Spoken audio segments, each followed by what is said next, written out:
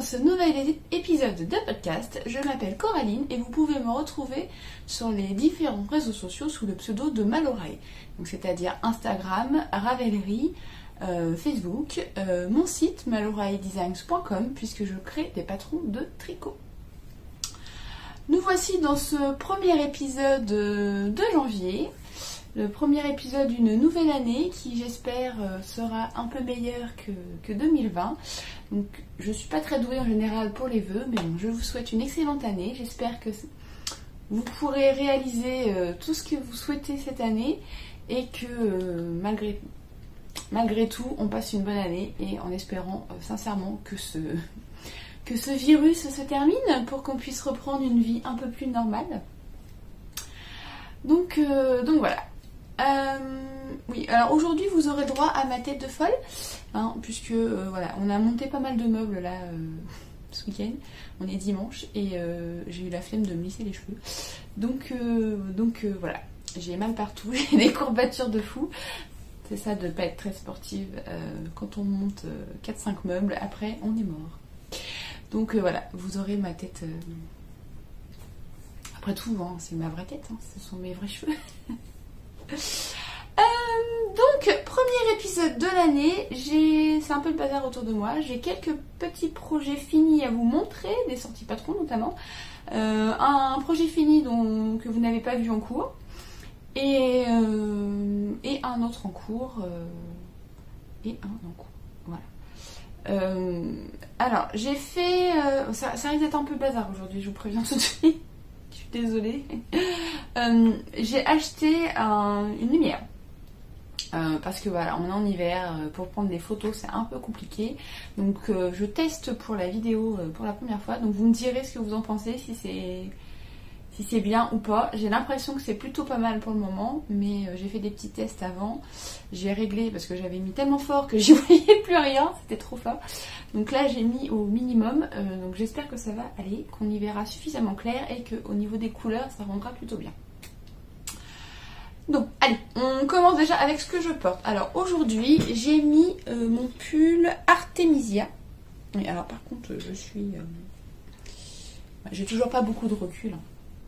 Donc c'est un modèle que j'avais sorti au tout début où j'ai commencé à créer des patrons. Donc je dirais 2018. En grosse laine. Donc pour ce modèle j'ai utilisé une laine de chez Ziman. Alors c'est pas la Royale. Je sais plus. Enfin c'est une laine avec des... Et hop là, on voit avec des petits brillants, avec un petit fil de Stellina. C'est un pull qui se tricote du bas vers le haut. Avec un panneau de torsade dentelle et du point de blé. Oui, je vérifie. Du point de blé sur les côtés et dans le dos. Hop, je vais me retourner. Je sais pas ce que vous voyez. Et c'est surtout le panneau de dentelle torsade sur devant qui fait tout le modèle. Donc on tricote du bas vers le haut en rond et après on sépare au niveau des emmanchures pour tricoter à plat séparément le devant, je mange mes cheveux, le devant et le dos. Puis on resépare les devants au niveau des épaules. Et on finit par un rabat à 3 aiguilles. Ensuite on relève les mailles pour l'encolure et on tricote les manches en point de blé. Et les finitions sont en côte de 2. Donc ce modèle, je le porte plutôt souvent l'hiver parce que même s'il est en... Alors c'est de l'acrylique. C'est de l'acrylique, mais je l'aime bien. Il est quand même... c'est de la grosse laine, donc ça... Enfin, la grosse laine. Un gros fil, puisque c'est pas de la laine, c'est de l'acrylique. Du coup, il tient quand même assez chaud. Ça va. Par contre, bon, je sais pas si vous allez voir, mais voilà. Et ça bouloche un peu. Alors, je l'avais pas rasé celui-ci, il faudrait que je le fasse. Alors, je suis pas sûre que vous ayez vraiment le rendu, mais ça brille beaucoup, quoi. Hein, limite sapin de Noël, quand même. Donc voilà, ça c'est le pull Artemisia que vous pouvez retrouver donc, soit dans ma boutique sur mon site ou sur Ravelry. Je ne vous ai pas dit, mais je vous mets en dessous de la vidéo tout ce dont je vous parle, tous les liens, donc que ce soit vers mon site, vers ma page Ravelry, si vous voulez vous inscrire à la newsletter, si vous voulez vous inscrire dans les coulisses. Les coulisses, c'est l'équivalent de ma page Patreon avant, que j'ai transféré sur mon site. Je vous mets tous les liens vers les patrons, les laines, tout ce qu'on retrouve du moins. Je vous le mets en dessous. S'il y a un article de blog, je vous le mets aussi. Tout sera en dessous de la vidéo. Comme ça, il n'y aura pas besoin de chercher. Si vraiment il y a quelque chose que vous ne trouvez pas, n'hésitez pas à me laisser un petit commentaire et je vous redonnerai le lien. Et je vous redonnerai le lien qui manque. Donc, ça c'est pour ce que je porte. Les sorties de patron. Alors, je n'ai pas fait... j'en avais pas parlé, je crois, dans mon podcast précédent, mais j'ai fait une petite vidéo sur ce modèle. Donc, c'est le pull Polygonia. Je crois pas que j'en ai parlé la dernière fois. Donc, moi, j'en ai 2 versions. Donc, j'ai fait des petites vidéos. Maintenant, j'ai décidé de faire des petites vidéos de présentation pour toutes les sorties patrons. Mais ça, il me semble que je vous en ai parlé l'autre fois, des petites vidéos. D'ailleurs, vous avez été plusieurs à me dire que vous aimez bien ça, puisque du coup, si vous cherchez des informations sur un modèle en particulier, c'est plus facile d'aller retrouver que de chercher le podcast dans lequel j'en ai parlé. Et donc, du coup, j'ai décidé de continuer ces vidéos.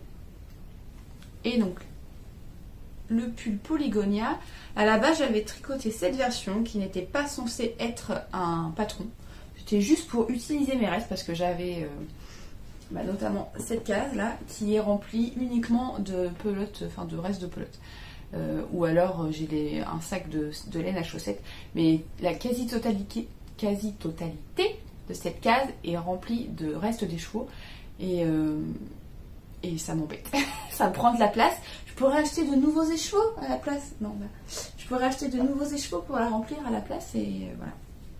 Donc j'ai décidé de faire de la place et de créer ce patron, donc à la base qui était juste pour moi, mais comme il vous a bien plu, j'ai écrit les explications. Donc j'ai utilisé différents restes de fil.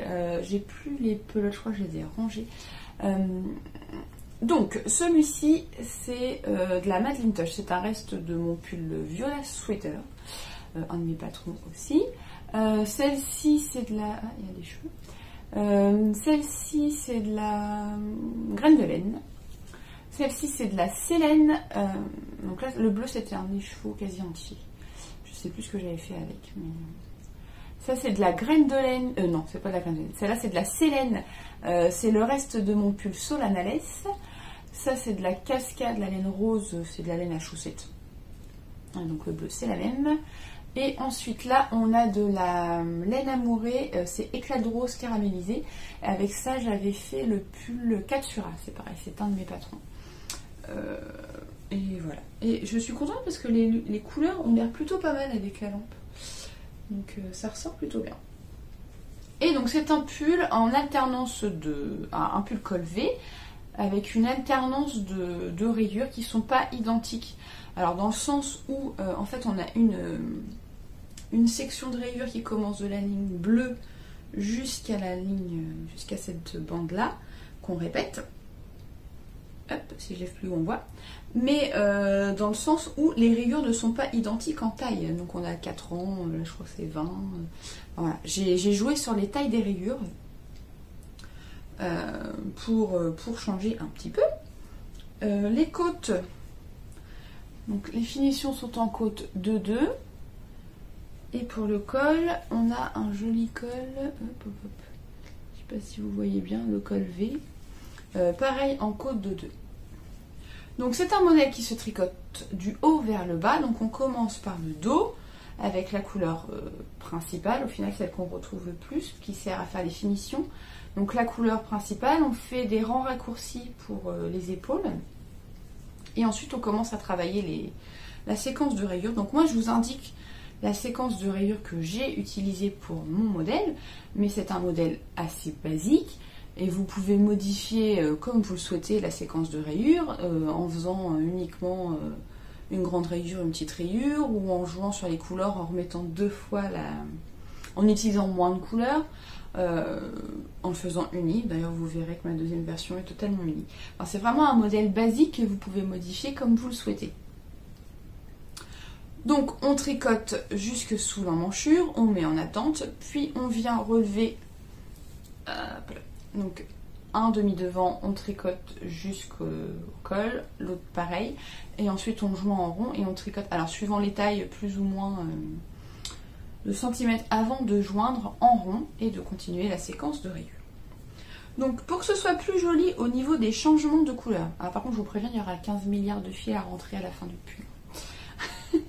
J'ai inséré des mailles en vert de chaque côté, ce qui vous permet en fait de dissimuler le changement de rayure dans la maille en vert, et comme ça c'est pas trop moche, ça se voit pas. Une fois qu'on a fait ça, donc on fait le col. Et pour les manches, donc moi j'ai fait différemment les rayures sur les manches, tout simplement parce qu'il y a certaines couleurs dont je n'avais plus, genre par exemple le marron là, j'ai fini avec une autre couleur approchant, parce qu'en fait je n'en avais plus, et donc il me restait beaucoup de bleu et beaucoup de ma couleur principale, donc j'ai fait les manches en faisant des rayures, en faisant deux bandes. Et on fait des diminutions, donc on relève les mailles sur l'emmanchure, on tricote en rond en faisant des diminutions et on termine par des côtes de 2. Donc ça c'est la première version que j'ai tricotée avec un décolleté V plutôt classique, et j'ai utilisé pas mal de mes échos au final, puisqu'ils sont pas tous finis, mais il y en a certains où il me reste vraiment, c'est des restes de restes quoi. Et la seconde version que j'ai tricotée, donc elle est en uni, ce sont des écheaux de chez Vilaine. C'était dans les draps de Vampirella. Ah mais non, par contre là le rouge, je crois que j'y arriverai jamais. Et il est beaucoup moins rouge que ce que vous voyez. J'avais tricoté je ne sais plus quel projet avec, et en fait ça me plaisait pas, je le mettais jamais ce gilet. Et je sais plus. Bref, je ne mettais jamais ce gilet, j'aimais beaucoup la laine, j'aimais beaucoup les couleurs des échos que j'avais, et je trouvais dommage en fait de laisser ce gilet dans mon armoire et de ne jamais le porter. Donc j'ai décidé un jour de le détricoter, et m'est venue l'idée de faire une seconde version de Polygonia avec un décolleté V beaucoup plus profond. Puisque, alors je ne vais pas vous les passer, mais ce que je vais faire, c'est que je vous mettrai, une fois que j'aurai fini de parler de ces projets, je vous mettrai des photos portées. Et puis de toute façon, vous pouvez retrouver les patrons sur Ravelry ou sur mon site. Donc en fait, là, le décolleté arrive au milieu de la poitrine, enfin au niveau du soutien-gorge. Donc on ne peut pas le porter sans rien en dessous, hein, sauf si vous voulez que tout le monde voit, tout le monde voit votre poitrine. Mais bon, après, ça c'est une question de goût. Donc moi, je mets un t-shirt en dessous, un débardeur, ça passe très bien. C'est la même construction, en fait la seule chose qui change c'est le rythme d'augmentation.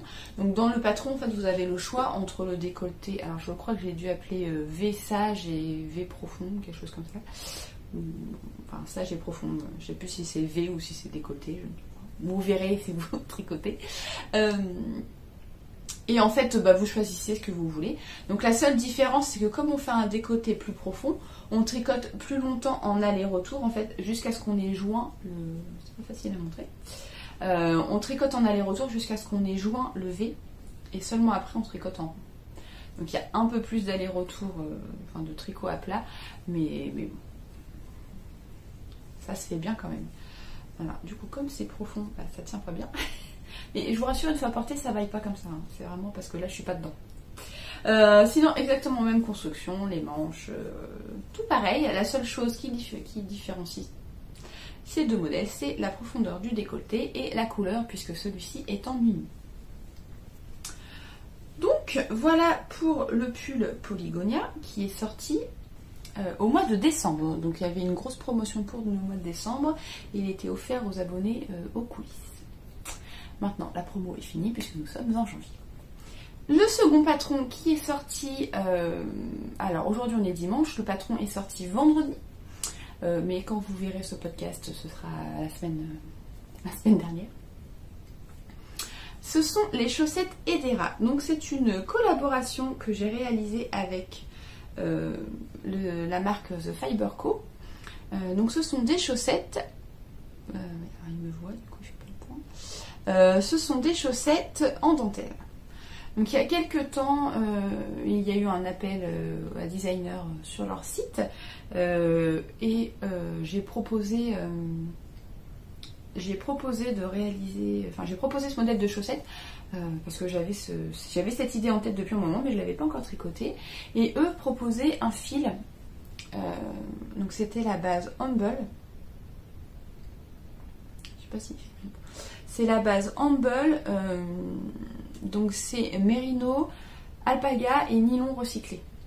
Et c'est hyper doux, c'est hyper doux. Donc à la base j'avais demandé 2 écheveaux parce que je pensais clairement que ça allait manger plus de fil, et c'est des écheveaux de 325 grammes, et en fait je les ai pas faites aussi hautes que ce que je fais habituellement, du coup bon bah j'ai pas utilisé parce qu'habituellement je fais la même hauteur, mais je voulais que mes chaussettes se terminent sur cette pointe, et si j'avais respecté, en fait il aurait fallu que je rajoute tout ça, et là pour le coup elles auraient été beaucoup trop hautes. Donc les chaussettes Edera se tricotent par la pointe. On augmente, enfin elles se commencent par la pointe avec un Turkish Castan. On augmente régulièrement jusqu'à obtenir le nombre de mailles désirées pour la chaussette. Et ensuite sur le devant on insère donc ce motif de dentelle, et l'arrière lui est entièrement en jersey. Alors c'est une dentelle pas si compliqué, mais pas si simple non plus. Dans le sens où, en fait, quand vous avez ce motif de feuille, à ce niveau-là, ça demande une petite manipulation, qui n'est pas compliquée, mais si c'est votre premier tricot de chaussettes, enfin de dentelle tout quoi, pas de chaussettes, de dentelle, ça peut être un peu compliqué de se repérer. Donc je dirais que pour un tout premier modèle en dentelle, c'est pas l'idéal. Après, si vous êtes motivé, ça peut se faire, pourquoi pas. Mais après cette partie-là, elle est très simple. Mais la partie avec la feuille en fait demande un peu plus de concentration, ce qui me fait dire que c'est pas idéal pour commencer la dentelle. Après, c'est vraiment, ça dépend de chacun, de la motivation, de la capacité à lire un diagramme, à comprendre, surtout à savoir lire son tricot. Parce que autant celle-ci, je trouvais quand même plus lisible que celle-ci avec les mailles en vert.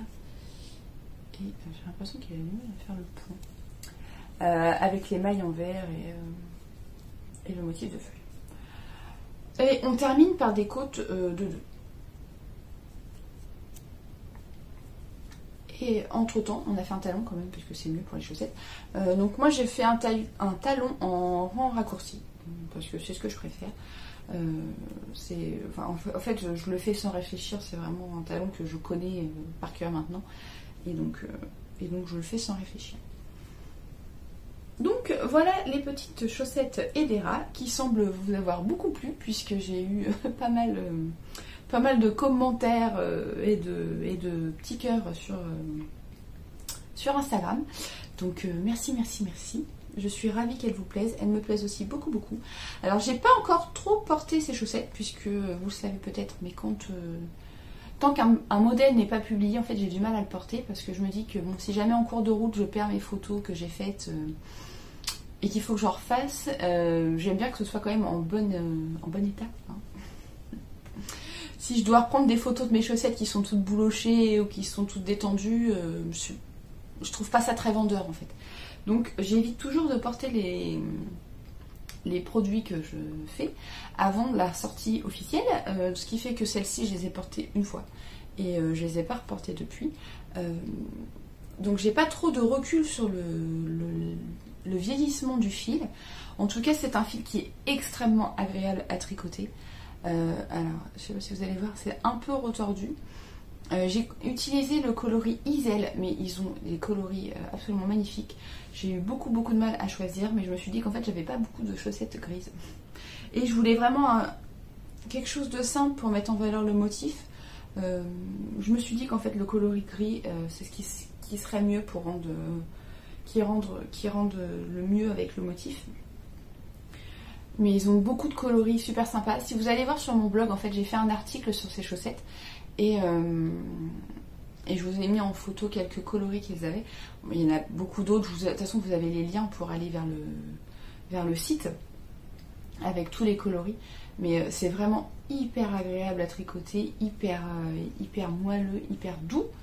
Alors, je ne sais plus exactement les pourcentages, parce qu'en fait, j'avais pas de... Quand j'ai reçu les échos, en fait, ils étaient comme ça, j'avais pas d'étiquette avec les pourcentages, et je les ai plus en tête. Mais je crois qu'il y a genre 75% de mérino.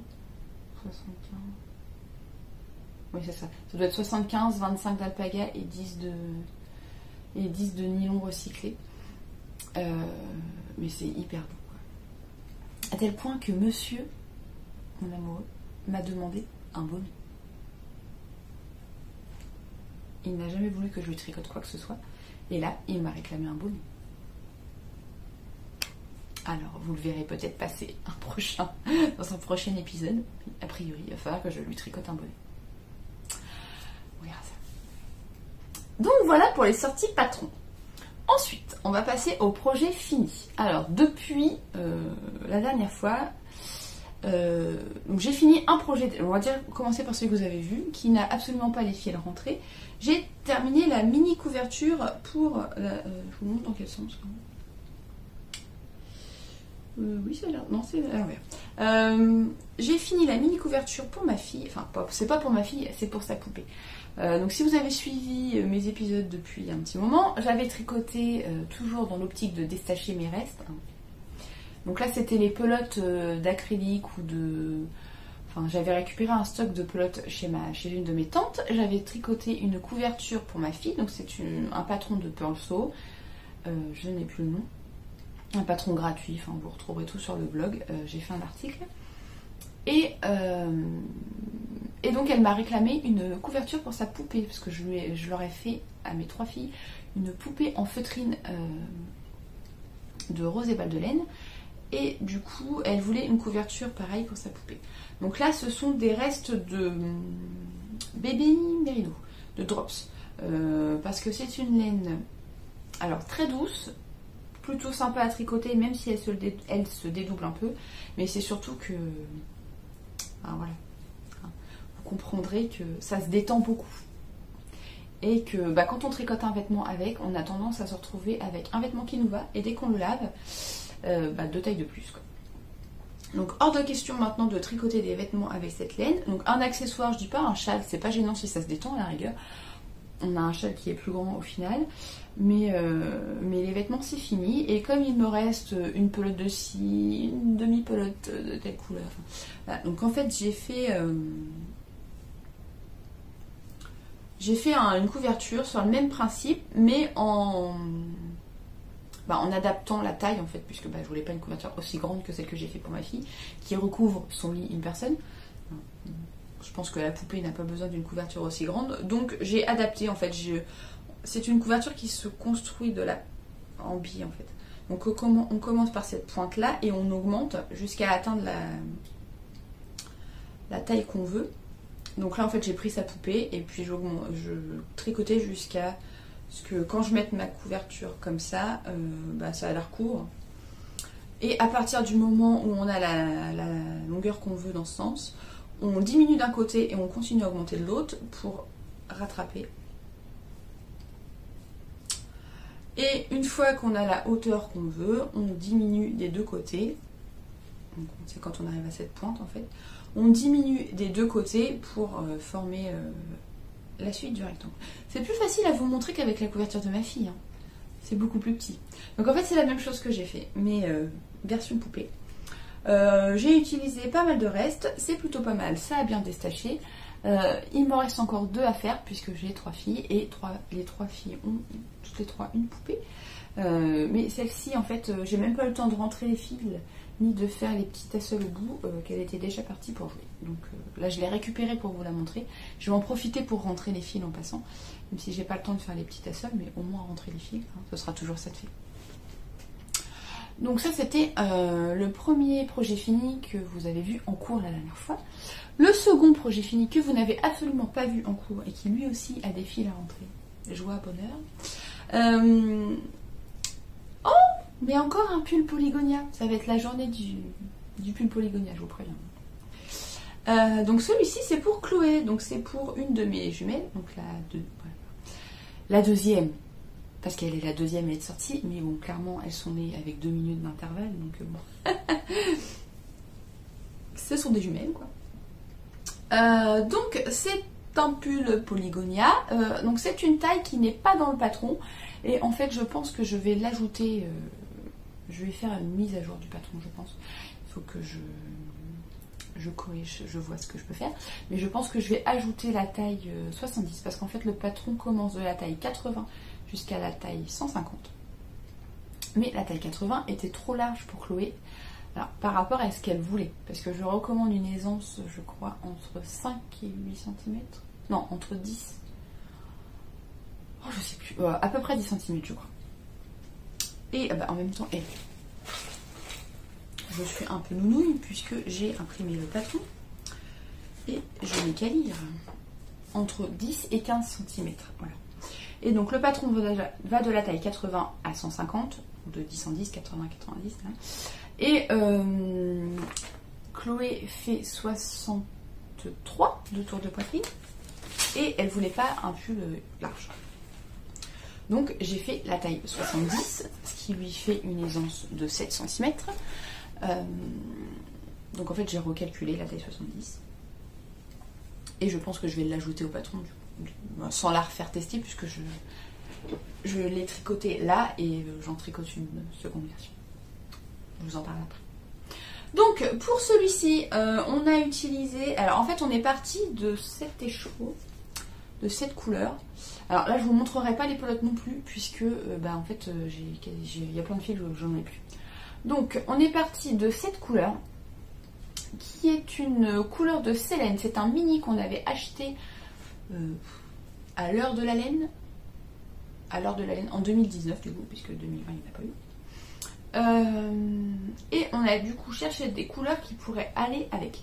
Donc dans ce mini il y a du bleu ciel, du bleu un peu plus soutenu, il y a des petites taches un peu rouges.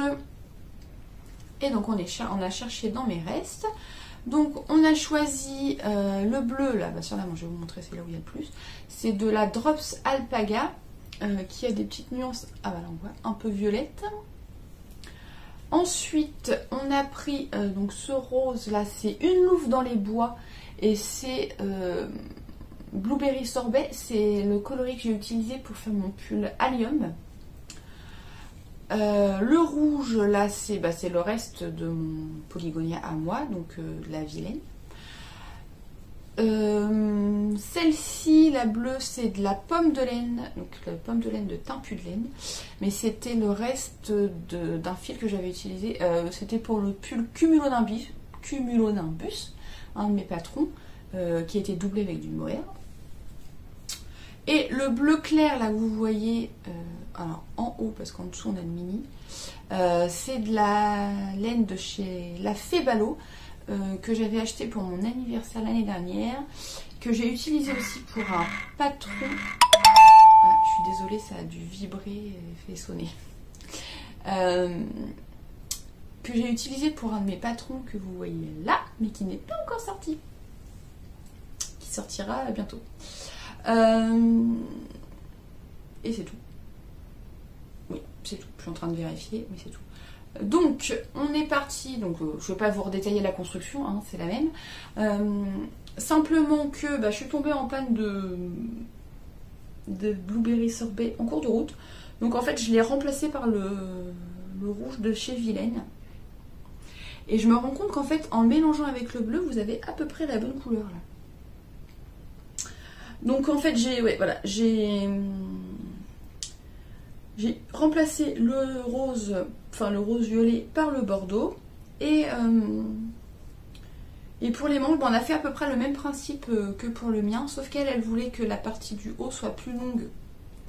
Et en fait, elle voulait pas avoir la rayure au niveau du coude, elle la voulait un peu plus loin. Donc j'ai fait sur elle, j'ai adapté sur elle. Au niveau de la longueur, alors j'ai un peu galéré parce que je sais pas pourquoi. Je l'ai mesuré et en fait, quand je l'ai mesuré, il fallait 30 cm.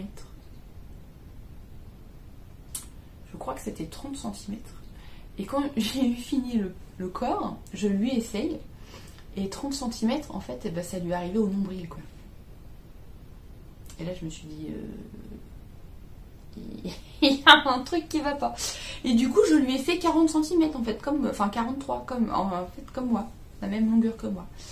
Alors que bon, bah, moi je fais 1m72 et qu'elle, elle en fait 1m52. Quelque chose comme ça. J'ai pas trop compris. Pareil, le col, c'est parce que j'ai fichu. En fait, je pense que j'ai dû rabattre trop serré et elle passait pas la tête. Enfin, difficilement. Donc j'ai refait le col une deuxième fois. Avec tous les fils, c'est tellement beau. J'ai refait le col une deuxième fois. Enfin, j'ai refait le rabat, quoi. Pour que ce soit plus large. Et c'est tout. Donc voilà. Et là, bah, maintenant, il me reste... Je vous montre. Je veux pas vous faire peur. Il me reste un peu de fil à rentrer, quoi.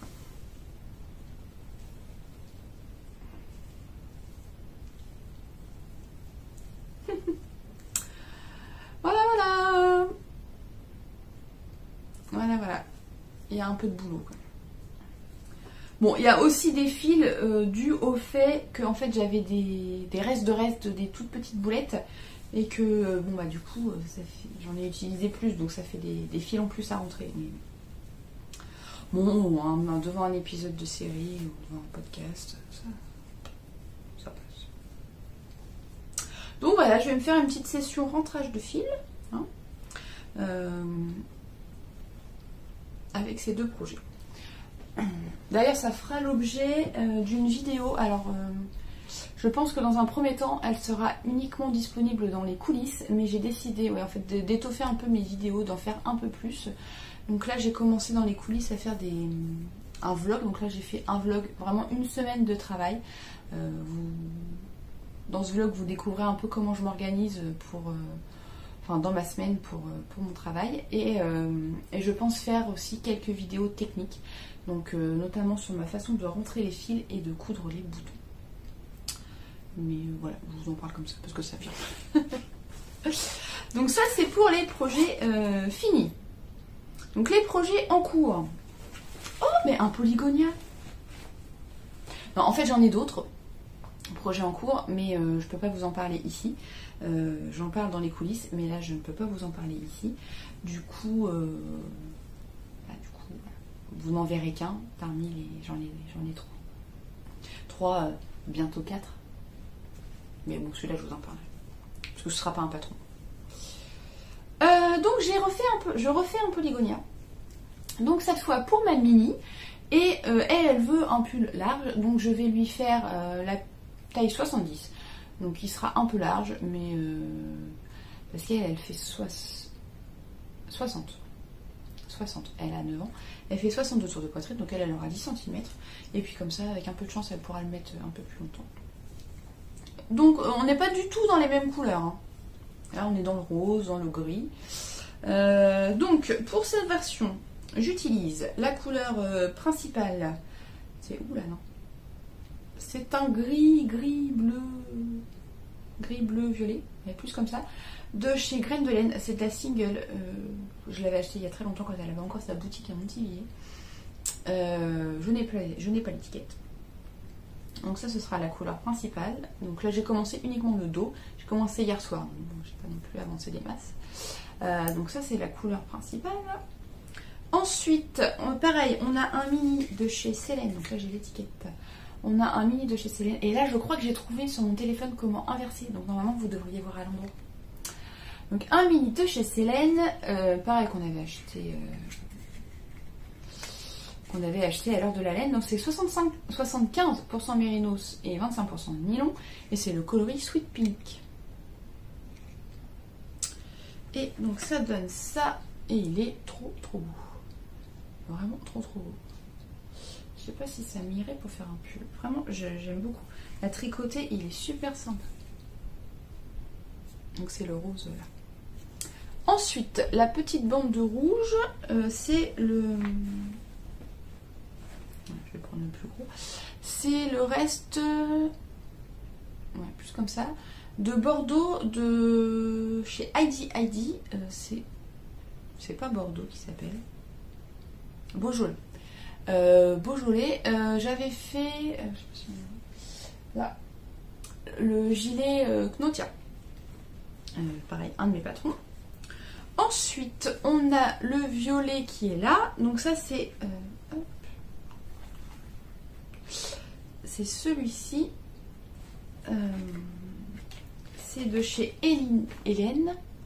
Et c'est la base Shiva Fing. Donc c'est BFL et soie. Et c'est le coloris lila. Donc ça, c'est pareil, c'est un reste d'un top d'été que j'ai fait l'année dernière. C'est le Cattleya Tea. C'est un polo rayé. Donc voilà. Et ensuite viendra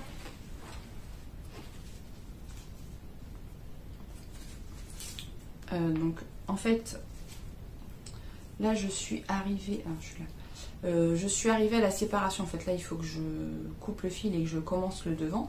Mais après cette bande de gris bleu là de graines de laine, viendra cette couleur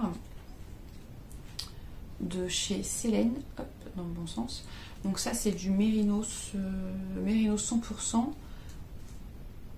Et alors le coloris c'est un numéro. C'est un écheveau que j'avais acheté à un festival, le fil de la Manche. Alors c'était pas l'année dernière. Non, c'était pas l'année dernière, non. C'était pas en 2019, ça devait être en 2018 peut-être. Ou 2019. Je ne sais plus. C'est le reste en fait de mon pull Atrium. Oh, j'ai un trou, la honte. Ah, je l'ai pas là en plus. Atrium. Oh, c'est bien la peine d'avoir que ce soit un de mes modèles. C'est un des modèles que vous préférez en plus parmi mes patrons, puisque c'est celui avec de la dentelle en forme de V devant. C'est un des modèles que j'ai le plus vendu. Donc voilà où j'en suis. Donc là j'ai fait les rangs raccourcis, les épaules. Je suis arrivée à la séparation des manches. Et je vais relever pour faire le premier demi-devant. D'ailleurs j'ai pas précisé, mais j'ai fait le décolleté sur celui de ma fille de Chloé. J'ai fait le décolleté classique sage. Et pour celui de Manon, ce sera pareil, ce sera le V sage. Donc voilà ce qui clôt la partie tricot. Hein. Après 37 minutes, c'est déjà pas mal. Hop, je suis désolée si ça bouge. Donc voilà.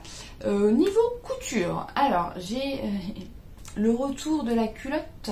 Voilà, hein, il faut que je couse de nouveau des culottes à mes filles, puisque elles ont grossi les fesses. Non, elles ont grandi tout simplement et les culottes sont trop petites. Donc il faut que je refasse des culottes. Donc là j'ai ma petite pile de culottes coupées. J'ai commencé à les assembler avec ma surjeteuse. Oui, parce que je ne vous ai pas dit, le Père Noël a été très sympa avec moi. Je regarde là parce qu'il est là. Il m'a offert une surjeteuse. Ça faisait des années que j'en voulais une, mais bon, ça coûtait très cher. Le modèle que je voulais coûtait très cher et il fallait un peu de temps pour économiser. Donc voilà, c'est chose faite. Et j'ai enfin eu ma surjeteuse, mais je n'ai pas spécialement le temps de coudre en ce moment. Donc là, j'ai assemblé les culottes à la surjeteuse. Il me reste juste à coudre les élastiques. Bon, je vous les remontre pas. Hein, c'est des culottes d'un modèle... Hop.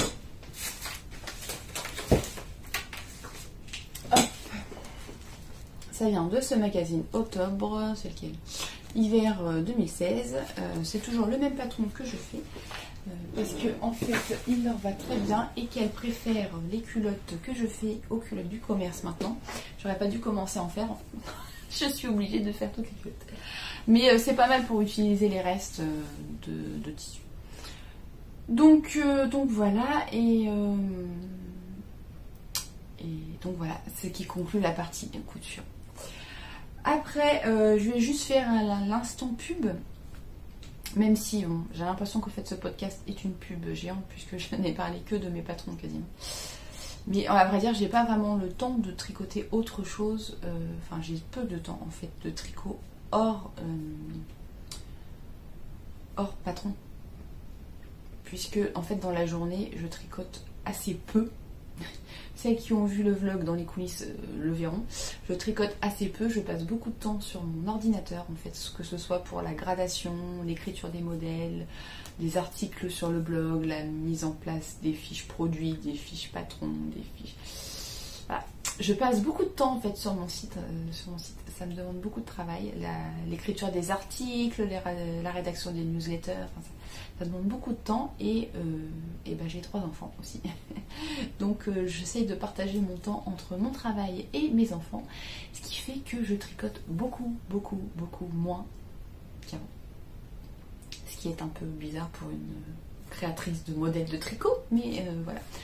Donc non, je tricote principalement le soir, quand tout le monde est au lit. Et depuis quelques mois, vous avez dû le voir, j'ai lancé aussi une gamme d'accessoires de tricot. Donc la première vente a eu lieu fin novembre, la seconde a eu lieu début janvier. D'ailleurs vous en avez là. Un petit échantillon, je vais vous en montrer quelques-uns. Il me reste quelques petites choses sur la boutique et je vais vous les présenter. Après si vous voulez pas voir, je vous dis au revoir. Maintenant si vous voulez les voir, je vais pas m'éterniser non plus, je vais pas vous présenter en détail chaque produit de la boutique. J'ai fait une vidéo spéciale sur ce qui était disponible à la vente au mois de janvier. Et donc du coup notamment la création des paniers qui me demande un certain temps. C'est quand même assez long de faire un panier. Et donc j'en ai plusieurs sur le site. Il y a 2 tailles, M ou L. Je dois avoir un panier S aussi. Mais voilà, donc ça c'est Sunset.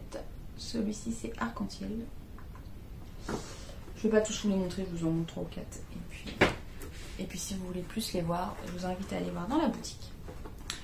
On a celui-ci qui est Blue Addict, dans les nuances de bleu. Et on a celui-ci, In the Forest, qui est des nuances de couleurs de forêt, avec du marron, du bleu, du vert, du rouge. Je suis partie de photos cette fois-ci pour créer certains coloris et j'ai plutôt aimé l'expérience.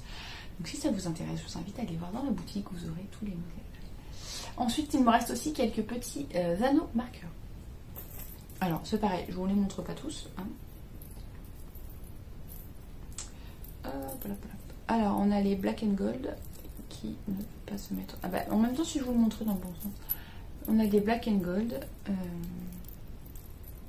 Bon, c'est pas facile à montrer en l'air. Voilà. Donc, il y a plusieurs coloris. Plusieurs choix. Que ce soit au niveau de l'épingle, donc il y en a certains qui sont sur épingle et d'autres qui sont sur les anneaux comme ceci. Ça prend un peu moins de place, c'est un peu plus léger et c'est peut-être plus facile à ranger. Mais voilà, donc il y a plusieurs petites breloques différentes. Ensuite on a les petits nouveaux qui sont des feuilles. Et forcément ils ne se mettent pas tous à l'endroit. Ce sont des petites feuilles, donc comme toujours vous avez des anneaux marqueurs et un progress keeper avec. Les Black and Gold c'est pareil, vous avez toujours un progress keeper avec. Donc c'est un anneau en fait qui s'ouvre. C'est un anneau détachable, si j'arrive à aller, voilà, qui s'ouvre pour mettre sur une maille ou sur les chaussettes par exemple pour opérer le devant du timbre, enfin devant de l'envers. Donc voilà, des petites feuilles comme ceci. Alors ce sont des... Oui c'est ça que je voulais dire. J'étais en train de me dire, je voulais dire un truc et ça m'est sorti. Ce sont des anneaux de 10 mm. Donc ce qui veut dire que en fait... Et j'en mets un aussi sur le Progress Keeper, ce qui fait que même si vous n'utilisez pas le Progress Keeper, vous pouvez quand même l'utiliser en anneau marqueur. Et c'est un anneau de 10 mm. Donc c'est... voilà. Vous pouvez tricoter avec des grosses aiguilles, ça rentre. Et vous avez aussi, en feuille, vous avez aussi la version contrant. Donc vous avez une petite étoile pour marquer le premier anneau, une petite étoile pour marquer le 5e anneau, et la feuille qui est sur un Progress Keeper, pareil, pour pouvoir le détacher et le bouger suivant la dizaine si on est sur le 10e, 20e, 30e rang. Et vous avez la même chose, version panda. Ils sont trop mignons, les petits pandas. Et j'ai également, alors j'ai sorti que l'anneau marqueur, mais vous avez l'anneau marqueur et il y a aussi des progress keepers moutons. Ça j'en ai gardé un pour moi quand même. Donc voilà, j'ai pas tout sorti, je vous en ai montré que quelques-uns, mais je vous invite à aller voir sur la boutique si vous voulez en voir un peu plus. Et puis voilà. Bah écoutez, j'arrive au terme de cet épisode, 45 minutes, c'est plutôt pas mal. J'espère que ça vous aura plu. N'hésitez pas à me laisser vos commentaires en dessous de la vidéo. Si vous n'êtes pas abonné, à vous abonner à ma chaîne et à liker la vidéo si elle vous a plu. On se retrouve bientôt. J'espère pouvoir tourner un vlog. C'est vrai que j'avais dit que je le ferais pendant les vacances de Noël et en fait j'ai pas eu le temps et après j'ai fait celui pour les coulisses. Mais j'espère pouvoir tourner un vlog peut-être la semaine prochaine. Je vais voir comment je vais m'organiser. On va voir ça. Je vais essayer la semaine prochaine, mais je garantis rien. Allez, bon, j'arrête de papoter et puis on se retrouve plus tard. À bientôt.